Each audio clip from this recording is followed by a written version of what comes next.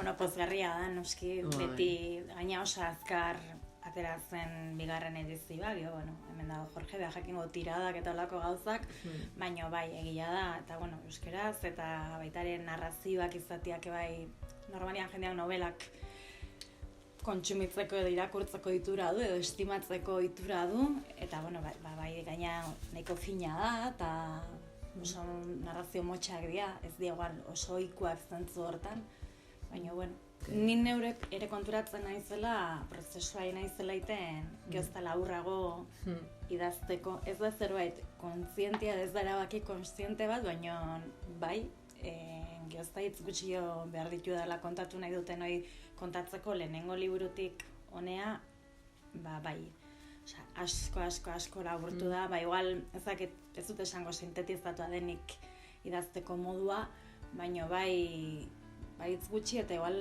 apaingarri gutxiago erabiltzen ditu dela esan nahi duten hori azaltzeko, eta uste dut nahikoa dela, eta ulertzen dela esan nahi dena edo helarazi nahi den hori.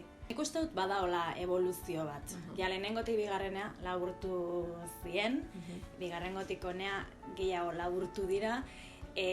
Uste dut, eta ez dut sekula gehiagia osan hartu honen inguruan, baina pentsatzen dut, adibidez, lehenengo liburuakin, beka bat jaso nun, dena izan zen berria, nire bai hasi berria nintzen olako zerbaitetan, eta igual buruan sartuan nun baita ere izan bertzutela luzera bat, eta igual inkluso batzen esan dezaket behartu ere nitxula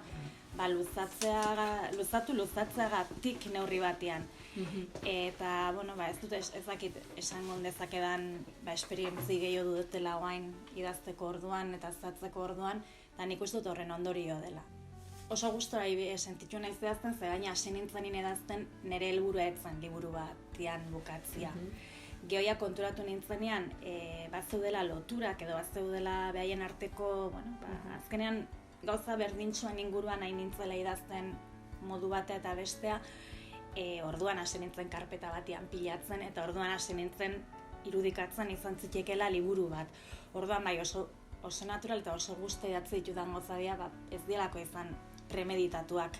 Hala ere, aurreko liburuakin, bigarrenakin bai oso sentsazio ona dut prozesu horrena. Eta egia da, dena idazle gehienok, denak jaten dugula gugandik, gure ingurukoen gandik, ikusten dugunetik, baina, horrek ez du esan nahi, ez autofikzioa dienik, ez ingurukoan bizitzak dienik, batzutan jendeari kostaiten zaio muga horiek non dauden bereiztea. Batzutan beldur puntu bat ere ematen dit, pentsatziak enaiz gai berriz, enaiz gai luzeago idazteko, batzutan eta igual nire burua behartu dut ondoren, ez argitaratzeko izan, edo ez da izateko, idaztea sortzea zerbait luzeagoa, nire burua proban jartzeko. Konturatzen naiz, gezta motxago, eta ez dentzun noaino moztuko dut, ez? Igual... Zergatik ez, Bai, ez egia esan, lehen esan dutena da, nik uste dut gauzak ulertzen diela, irakurtzen dienean historio hauek, norbeak bere interpretazio pertsona egin dezake, baina historioak ulertzen dituzte irakurleak neurri horrekin. Genean, kontatu nahi zunean zerbait, oso zehatza hitz gutxikin, buelta gehiagia eman gabe, ez da egin errexaz, batzutan, akaso gauza garrantzitsuak utzi ditzakezu esan gabe historioantzako edo ulertzeko edo zu kontatu nahi dezuena kontatzeko beharrezkoa dena. Eta, ez dakit, ikasketa prozesu bat azken finean, esperientziak edo prozesu bat da nik ala kontsideratzen dut bintzat. Hona iritsi nazela, abia puntu batetik, eta hortikan abiatu nintzen ikasi dutena, esploratu dutena, eta guztioi dagoela honen atzean. Katza beratzu dutenean, nik lehenengo lanakin lotxa puntu bat eta dena sentitzen dut.